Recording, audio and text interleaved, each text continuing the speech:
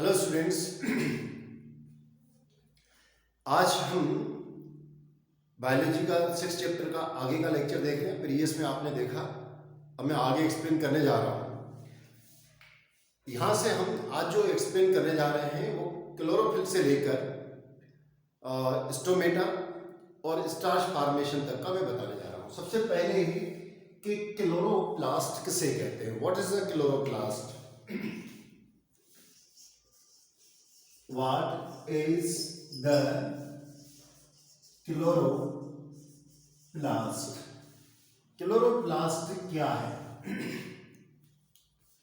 Chloroplast अगर हम किसी लीफ को लेके, मैं लिख देता हूं, जैसे ये लीफ है, लीफ, इसका क्रॉस सेक्शन काटे अपन। क्रॉस सेक्शन का मीनिंग क्या होगा कि आप उसकी लीफ को, ये लीफ है सपोज, और इसका अपन क्रॉस सेक्शन इस तरीके से काटें और ट्रांसपेरेंट मेम्ब्रेन टाइप की निकलेगी इसमें से। इसको अपन, सपोज ये मेम्ब्रेन निकली, इसको अगर अपन माइक्रोस्कोप में देखें, ठीक है ना, माइक्रोस्कोप में देखने पर सपोज ये माइक्रोस्कोप है और माइक्रोस्कोप पे अपन इसको अगर देखेंगे,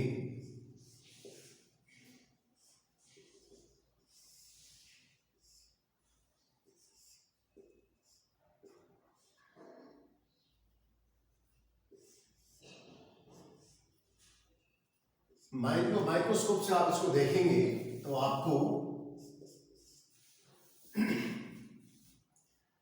इस लीफ पे छोटे छोटे ऐसे इस तरीके के दाने टाइप के आपको डॉट दिखाई देंगे। क्या दिखाई देंगे? डॉट दिखाई देंगे।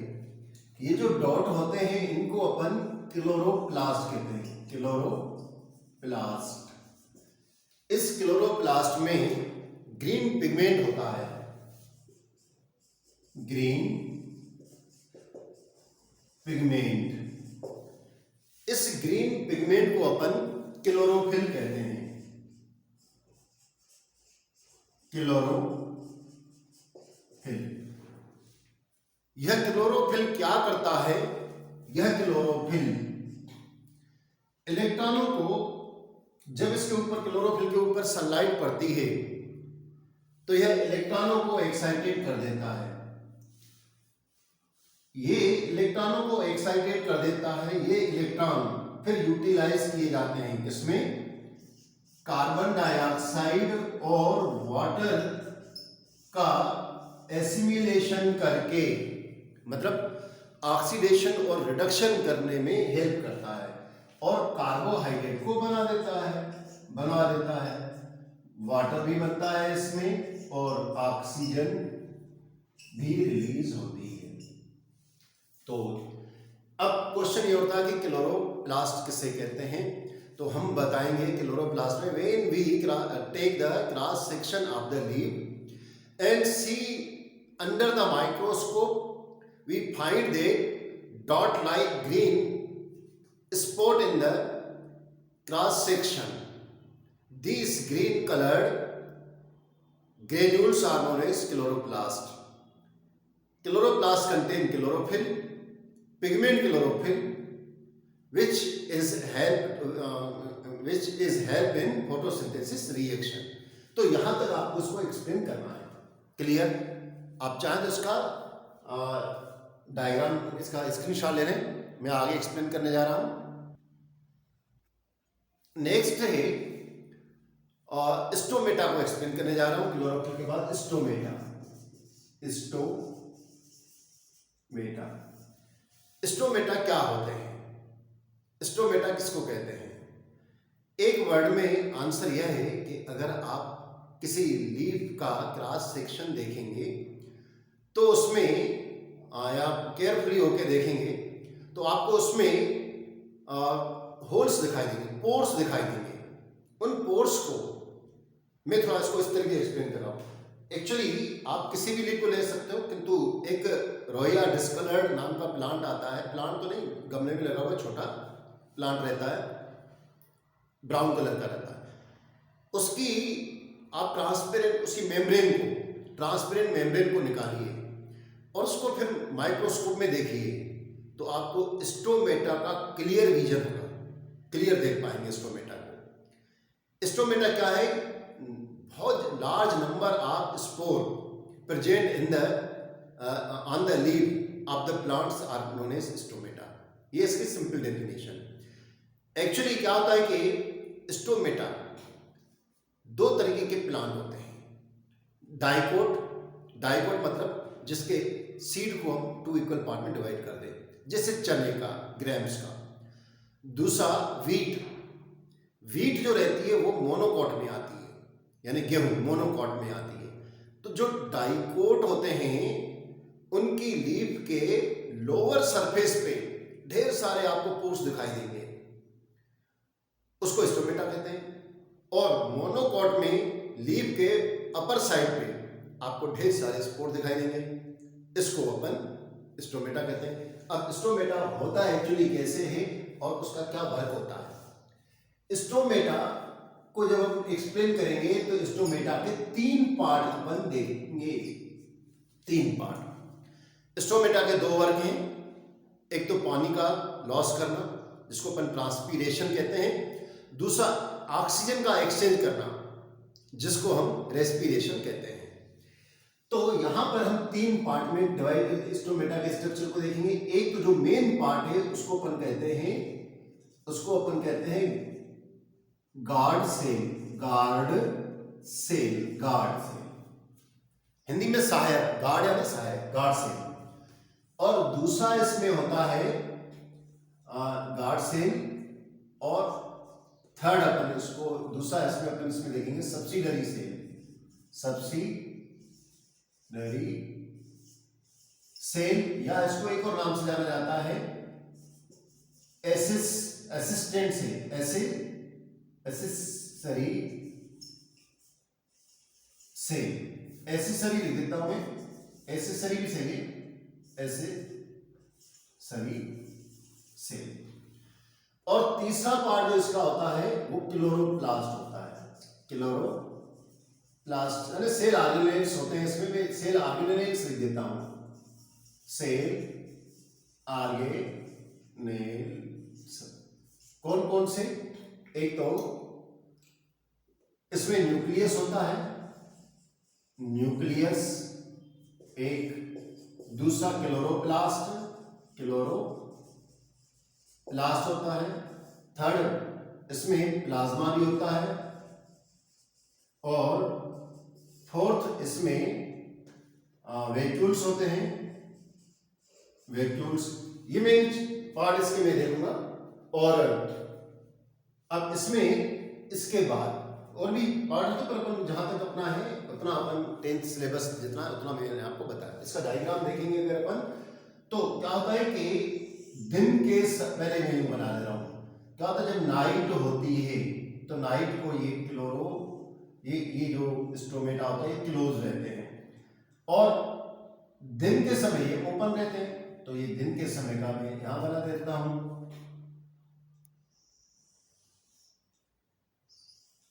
ये इस तरीके का रहता है, दिन के समय में ये ओपन रहते हैं। इसकी जो इनर सरफेस रहती है स्टोमेटा की, गार्ड सेल की, ये थिक होती है। भाई ये अंदर की इनर साइड की सेल ये थिक होती है। क्यों होती है? क्योंकि क्या होता है कि वाटर जब इसमें इंटर होता है, ये फूलती है तो ये प्रेशर लगाती है, टर्गर प्रेशर, जिसके कारण ये टूट ना जाए, इसलिए अंदर के साइड में ये थिक होती है। इस क्लोरोप्लास्ट यहां पर क्या होता है, जैसे ये एक बड़ा आपको इस तरीके का डॉट दिखाई देगा, इस बड़ा थिक डॉट दिखाई, इसको अपन न्यूक्लियस कहते हैं, न्यूक्लियस। और छोटे छोटे इस तरीके के आपको और डॉट दिखाई देंगे, ये होते हैं क्लोरोप्लास्ट, क्लोरोप्लास्ट, ठीक है ना, क्लोरोप्लास्ट होते हैं। अच्छा, इन दोनों सेलों को क्या कहते हैं? ये दोनों जो सेल हैं, इन दोनों सेल्स को अपन बोलते हैं गार्ड सेल, इन्हीं को बोलते हैं गार्ड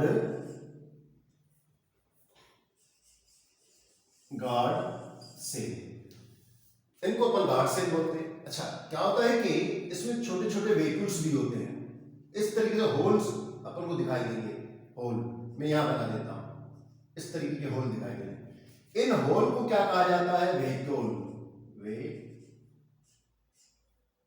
वेक्यूल्स कहते हैं, ठीक है ना, वेक्यूल्स कहते हैं।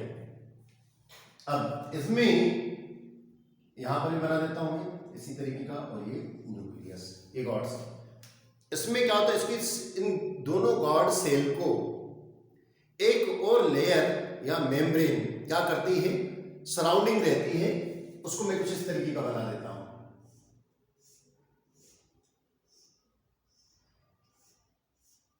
जिसको हम सब्सिडरी या एसेसरी सेल कहते हैं। इस तरीके की रहती है, इस तरीके की, और ये नाइट में रहता है, यानी क्लोज वाली स्ट्रक्चर बना देता हूं मैं इस तरीके का। ये है क्लोज्ड स्टोमेटा, और ये ओपन स्टोमेटा। अब देखिए इसमें ये जो सब्सिडरी सेल में, या लिख देता हूं उसको भी, सब्सिडरी सेल। ये जो स्टोमेटा होते हैं कैसे ओपन होते हैं और कैसे क्लोज होते हैं। देखिए पहले तो मैंने बताया दो तरीके का काम करते हैं, वाटर का लॉस करते हैं, ढेर सारा वाटर रूट से एब्जॉर्ब करके और लीफ तक लाया जाता है। लीफ में स्टोमेटा इस वाटर को बाहर कर देते हैं।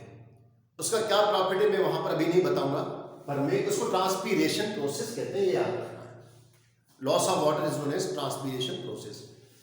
क्या होता है कि डे टाइम में जैसे ही वाटर ऊपर चढ़ता है जाइलम टिश्यू के थ्रू, वो इन सब्सिडरी सेल्स के थ्रू इधर आ जाता है, H2O यहां पहुंच जाता है।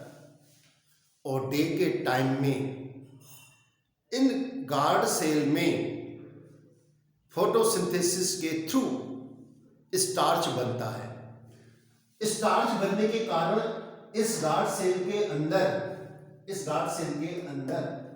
कंसंट्रेशन बढ़ जाती है। हम पढ़ चुके हैं ऑस्मोसिस के बारे में।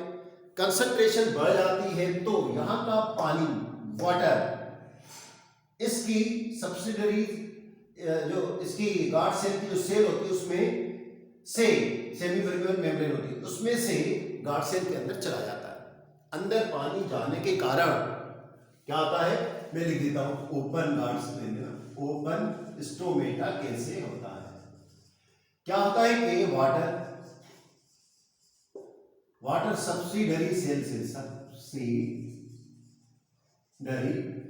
सेल H2O, सब्सिडरी सेल से कहां जाता है, गार्ड सेल में चला जाता है, गार्ड सेल में जाता है। गार्ड सेल में जाने के कारण गार्ड सेल टर्गर प्रेशर के कारण क्या रहती है, स्वेल हो जाती है, स्वेल यानी फूल जाती है, और फिर ओपन हो जाता है, ये ओपन हो जाती है। किंतु नाइट के समय में क्योंकि फोटोसिंथेसिस नहीं होती है तो यहां की कंसंट्रेशन बढ़ जाती है, अंदर की कंसंट्रेशन कम हो जाती है। अंदर की कंसंट्रेशन कम होने के कारण वाटर बाहर आ जाता है और श्रिंक हो जाता है। यहां पर क्लोज स्टोमेटा, ठीक है ना, ये तो ओपन के लिए मैंने लिखा। क्लोज में क्या आती है, क्लोज स्टोमेटा। क्या होता है कि नाइट के समय में वाटर गॉड सेल से water moves from guard cell to subsidiary cell तब क्या होगा, स्टोमेटा। स्टोमेटा कैसे हो जाएगा, श्रिंक। स्टोमेटा की गार्ड सेल क्या हो जाएंगी, गार्ड सेल श्रिंक हो जाएंगी, श्रिंक यानी सिकुड़ जाएंगी, जिससे अल्टीमेटली स्टोमेटा क्लोज हो जाता है, क्लोज। इस तरीके से स्टोमेटा ओपन और क्लोज होता है। What is the main function of stomata? Main function of stomata क्या है, दो है। There are two main function of stomata, यानी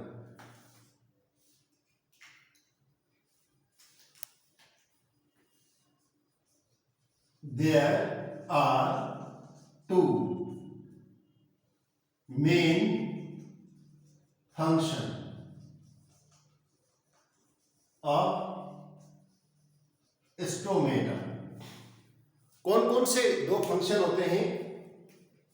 फर्स्ट होता है exchange of gases, gases exchange.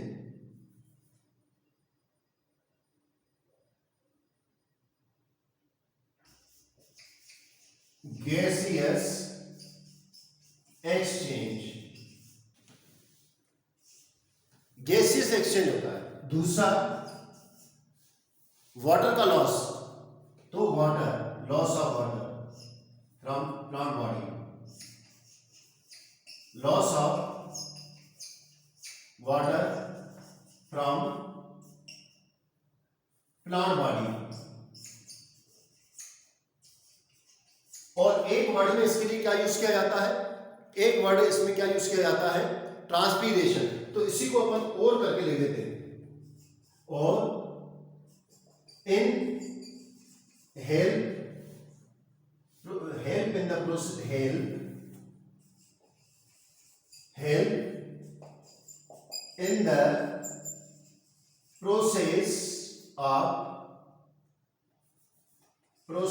transpiration, transpiration की प्रोसेस में हेल्प करता है। स्टोमेटा कहां पर पाया जाता है? ध्यान रखिए, स्टोमेटा प्लांट की वो सारे पार्ट पर पाया जाता है जहां पर ग्रीन कलर होता है, यानी कि स्टोमेटा लीफ पे पाया जाता है, स्टोमेटा स्टेम पे पाया जाता है, स्टोमेटा ब्रांचेस पे पाया जाता है। याद रखिए, जो प्लांट का वुडी पार्ट होता है, यानी ब्राउन पार्ट होता है, वहां पर जो पोर्स पाए जाते हैं वो भी काम कुछ ऐसा ही करते हैं, परंतु वहां पर उनको स्टोमेटा नहीं बोला जाता है, वहां पर उनको लेटेंस बोला जाता है, लेटिस, ठीक है ना। तो ये आपका स्टोमेटा के बारे में मैंने आपको बताया। स्टोमेटा कैसा खुलता है, इसके क्या वर्क होते हैं, आप चाहें तो इसका स्क्रीनशॉट ले लें, ये मैं सब बता चुका हूं आपको, और इस तरीके से आपको एक्सप्लेन करना है, आप स्क्रीनशॉट ले सकते हैं। नेक्स्ट टॉपिक है starch formation during photosynthesis. Question कैसे आता है, पहले अपन क्वेश्चन को देखते हैं। क्वेश्चन आता है कि how will you prove that starch is formed during photosynthesis,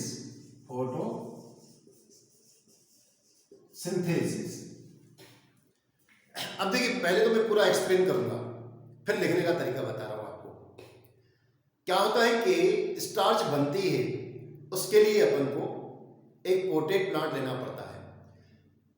variegated plant, variegated का मतलब क्या होता है, मतलब अलग अलग तरीके की पत्तियों वाला, लीफ वाला। आपने देखा होगा कलर्ड लीफ वाले, एक ही पत्ती पे चार चार कलर रहते हैं, अलग अलग तरीके की, एक ही प्लांट लगी रहती है। तो वेरीगेटेड प्लांट ले लें, या क्रॉप में लिख देता हूं, है ना। कौन से प्लांट के बारे में बात की रही, पहले तो रिक्वायरमेंट अपन देखें कौन कौन सी होती है। रिक्वायरमेंट या मटेरियल रिक्वायर, है ना, आप ऐसा भी रिक्वायरमेंट क्या क्या होगा आपको। तो एक तो आपको क्रोटन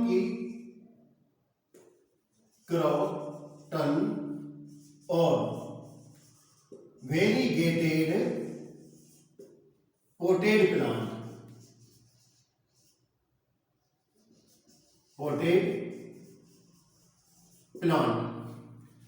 और आपको चाहिए इसके लिए अल्कोहल,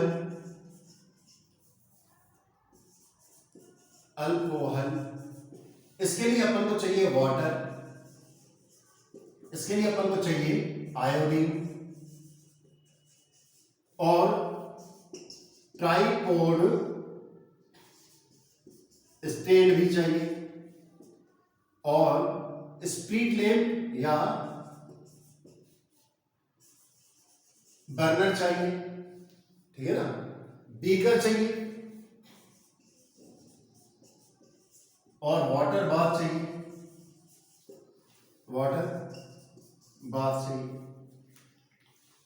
इसमें हम क्या करेंगे, ये अपन को नीड है। अब अपन एक प्लांट को ले रहे हैं, पोटेड प्लांट को। उस पोटेड प्लांट को अपन 3 या 4 दिन के लिए डार्क रूम में बंद कर देंगे, रख देंगे, ठीक। 3-4 दिन के लिए डार्क रूम में रख देंगे। क्यों? इसलिए रखेंगे ताकि उसमें जो भी स्टार्च हो वो खत्म हो जाए। कैसे खत्म हो जाए? 2 बातों को ध्यान से सुनिए। क्या होता है कि जैसे हम हैं, लिविंग ऑर्गेनिज्म है, वो जो भी फूड मटेरियल को खाता है, कंज्यूम करता है, वो फूड मटेरियल एनर्जी प्रोवाइड करने वाले कार्बोहाइड्रेट में कन्वर्ट होता है। उस कार्बोहाइड्रेट को ग्लूकोज कहा जाता है। हमारे शरीर में, एनिमल के शरीर में, वही ग्लूकोज ग्लाइकोजन के रूप में एक्स्ट्रा ग्लूकोज होता है, वो ग्लाइकोजन के रूप में लीवर में इकट्ठा कर लिया जाता है। क्लियर?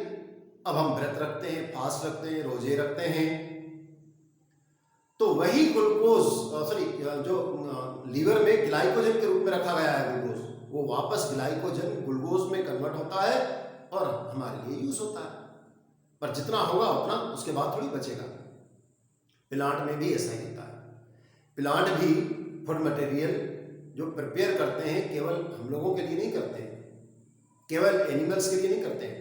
उस जो कार्बोहाइड्रेट बनाते हैं वो उसका कुछ भाग, अधिकांश भाग बोले तो ज्यादा अच्छा है, अधिकांश भाग खुद की मेटाबॉलिज्म एक्टिविटी के लिए यूज करते हैं। तो जो कार्बोहाइड्रेट बनाते हैं वो कार्बोहाइड्रेट प्लांट की बॉडी में स्टार्च के फॉर्म में इकट्ठा कर लिया जाता है। जब प्लांट को नीड होती है तो वो सिंपल कार्बोहाइड्रेट में कन्वर्ट हो जाता है। तो प्लांट में भी रखा हुआ कार्बोहाइड्रेट जब फोटोसिंथेसिस नहीं होती है तो एक्स्ट्रा कार्बोहाइड्रेट जो कि स्टार्च के रूप में इकट्ठा है, प्लांट उसको यूटिलाइज कर देता है।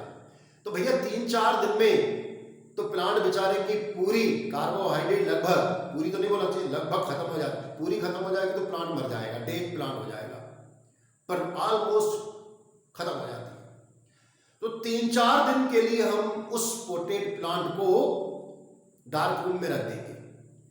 तो सपोज ये वाला प्लांट पोटेड प्लांट है और मैं इसको डार्क रूम में रख रहा हूं। देखिए, मैं इजी एक्सप्लेन करने के लिए थोड़ा क्रोटॉन और वेरीगेटेड प्लांट की लीव नहीं लेके सिंपल प्लांट ले लेता हूं, जैसे रोज का है, कोई भी है, गमले में लगा हुआ, मैंने तो ये ले लिया है। क्योंकि फोटोसिंथेसिस भाई सब करते हैं, कोई ऐसा थोड़ी है कि एक प्लांट करता है दूसरा प्लांट नहीं करेगा, तो सब करते हैं। अब इस पोटेड प्लांट को 4-5 दिन के बाद मैं इसको ले आ रहा हूं और मैंने क्या करा, इसकी एक लीफ को यहां हटा देना, उसको सिलेक्ट किया है। सिलेक्ट करके उसके एक लीफ के कुछ पोर्शन को ब्लैक पेपर से, ब्लैक पेपर जो मार्केट में पेपर मिलता है वो भले, या फोटोग्राफी की प्लेट यूज कर सकते हो, पर अच्छा होगा कि पेपर यूज करो, ब्लैक पेपर से इसको मैंने ऊपर नीचे से दोनों से क्या कर दिया, कवर कर दिया। अब इस पोटेड प्लांट को मैंने अबाउट 6 आवर के लिए मैंने सनलाइट में रख दिया है।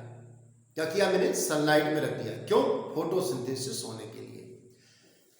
अबाउट 6 आवर जब मैं इसको लाइट में रखूंगा, सनलाइट में, तो इसमें फोटोसिंथेसिस प्रोसेस चालू हो जाती है।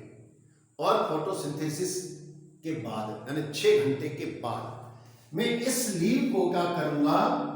डी अटैच कर दूंगा, डी अटैच्ड कर दूंगा इसके parents plant, from parents plant. फिर मैं इस लीव को क्या करूंगा? ये पेट्रिक डिश ऐसी होती है, इस पेट्रिक डिश में मैं लेके आया इस लीव को, और इसमें था बॉयल वाटर, बॉयल वाटर। इसको मैंने बॉयल वाटर में रख दिया, मतलब मैंने वॉश किया।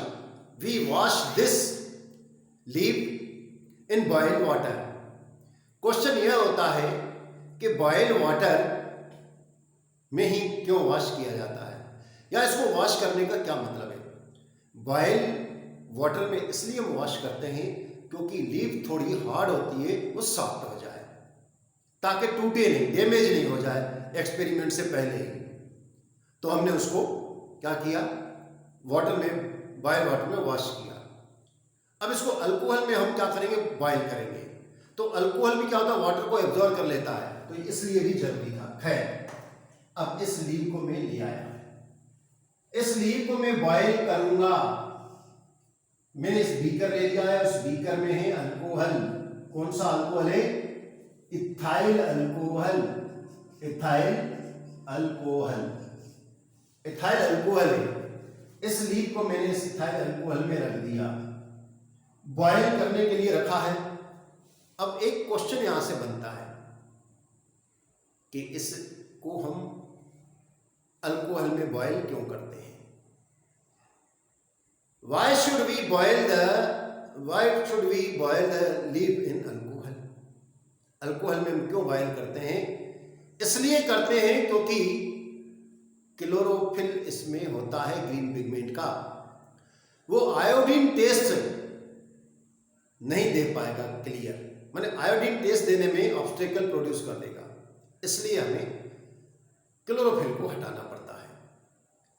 तो क्या क्लोरोफिल को हटाने के लिए इथाइल अल्कोहल में ही क्लोरोफिल निकलेगा, मिथाइल अल्कोहल में नहीं निकलेगा? निकलेगा, पर क्या है कि अल्कोहल को बॉयल करना होता है।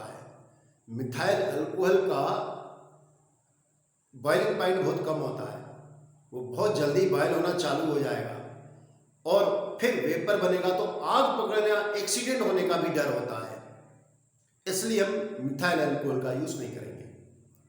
फिर दूसरा क्वेश्चन ये होता है कि बॉयल क्यों करते हैं? क्योंकि मैंने बताया कि उसमें ग्रीन पिगमेंट क्लोरोफिल निकालना होता है। तो सर वाटर में भी तो हम बॉयल कर सकते हैं?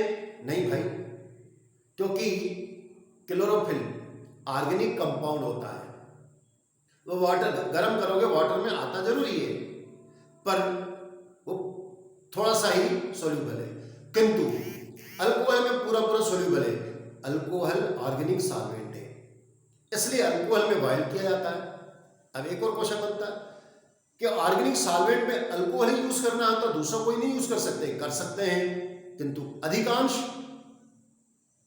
ऑर्गेनिक सॉल्वेंट का बॉइलिंग पॉइंट कम होता है, जिसके कारण पहले ही बॉयल होने लगेगा, क्लोरोफिल निकल नहीं पाएगा और एक्सीडेंट होने की भी पॉसिबिलिटी होती है। इसलिए अल्कोहल में इसको, और वो भी कौन सा? इथाइल अल्कोहल में इसको बॉयल किया जाता है। अब इथाइल अल्कोहल में हम डायरेक्टली क्या बर्नर लेके इसको गर्म करेंगे? तो नहीं। क्यों? क्योंकि ये मैंने आपको बताया कि इसलिए नहीं करेंगे क्योंकि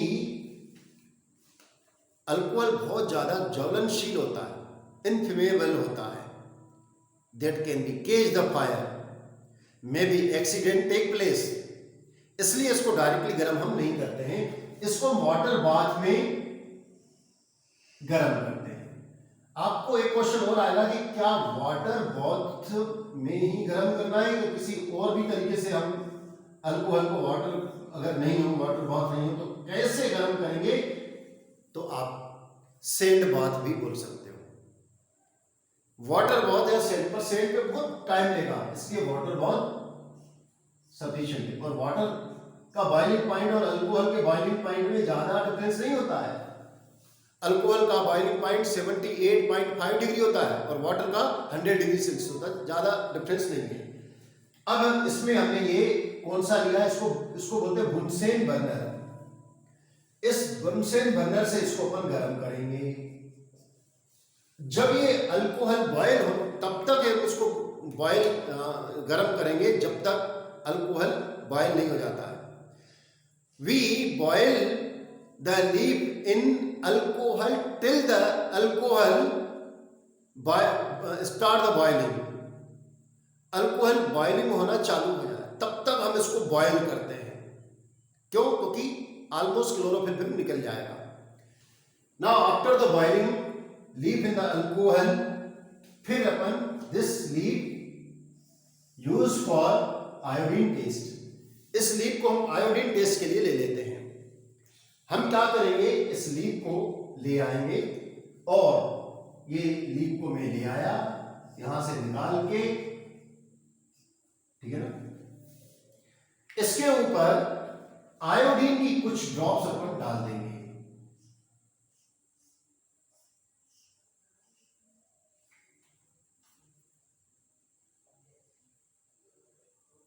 आयोडीन की कुछ ड्रॉप्स डालने पर यह जो लीफ है, जो पार्ट आपने कवर्ड करके रखा था उसको छोड़कर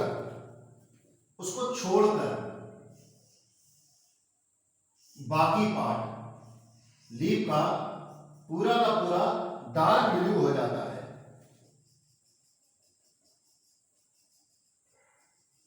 डार्क ब्लू हो जाता है। जो पार्ट आपने कवर करके रखा था वहां लाइट नहीं पहुंची, वहां स्टार्च फॉर्मेशन नहीं हुआ, तो उसको छोड़कर, यानी कि except the part which covered with black paper, entire the leaf turn the dark blue और black colour with iodine solution.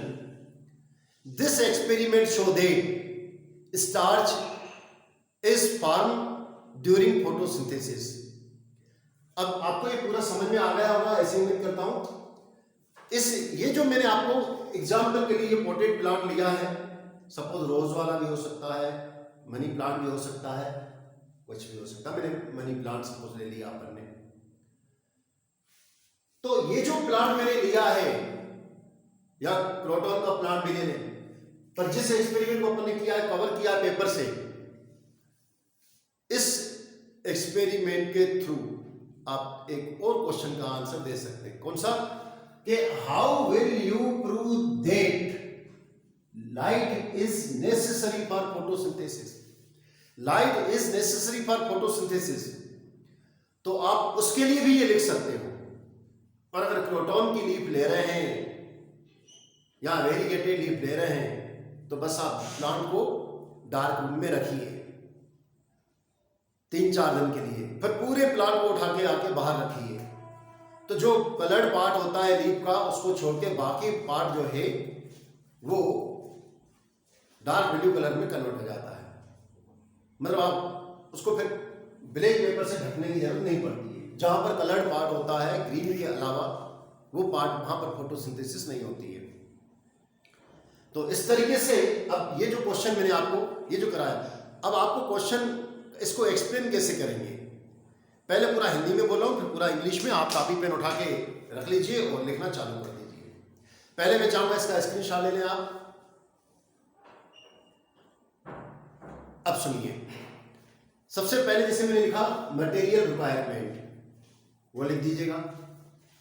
अब उसके बाद पहले, सबसे पहले मटेरियल भी नहीं, क्योंकि एग्जाम में इस तरीके से क्वेश्चन आया तो आपको प्रूव करना पड़ेगा, तो आपको लिखना पड़ेगा एम। क्या एम है? जो क्वेश्चन में एग्जाम में आया उसको लिख दीजिएगा। Aim, prove that star is form during photosynthesis, ये आपका एम रहेगा। या light is necessary for photosynthesis, ये आपका एम रहेगा। सेकेंड पॉइंट रिक्वायरमेंट, जो मैंने अपने लिख के रखी है। Third point procedure. अगर आप थ्योरी लिखें थ्योरी और प्रोसीजर अलग अलग है। थ्योरी लिखें तो फोटोसिंथेसिस की ये रिएक्शन लिख दें, मैंने रब कर दिया। थ्योरी क्या है? थ्योरी अपन इसकी लिखेंगे, एक पॉइंट ये भी बढ़ा के, यानी कि फर्स्ट पॉइंट अपनी रहेगी एम, सेकंड पॉइंट रिक्वायरमेंट, और ये थर्ड पॉइंट अपनी थ्योरी हो जाएगा। और थ्योरी में फोटोसिंथेसिस की definition, green plant take carbon dioxide from open atmosphere in the presence of sunlight and chlorophyll, ठीक है ना। They prepare starch, C6 carbohydrate starch, C6H12, 6H2O plus 6 oxygen. They prepare carbohydrate starch, ये theory हो गई। उसके बाद अपन procedure लिखेंगे 4th number पर। प्रोसीजर या प्रोसेस कर दो, प्रोसेस। अब प्रोसेस में क्या करेंगे वो मेरे से सुनिए। Take potted plant like croton और variegated leaf and keep this plant in dark room for 3 or 4 days. After 3 or 4 days, we select a leaf and a portion of the leaf cover with black paper. And now this plant, potted plant, keep in the sunlight for photosynthesis for about 6 hours. 6 hour के लिए रख दिया। उसके बाद now detach that selected leaf, लिख लिया आप लोगों ने। Detach this selected leaf from parent plant. Now wash this leaf by boil water या with boil water. Clear? Now, this leaf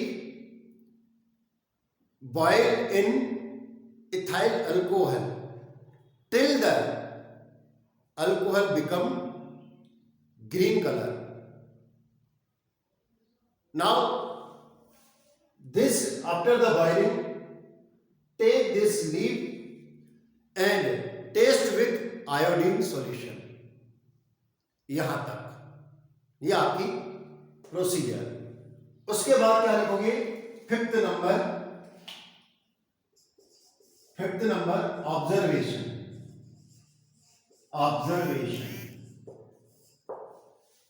observation में क्या लिखेंगे? We observe that except the portion which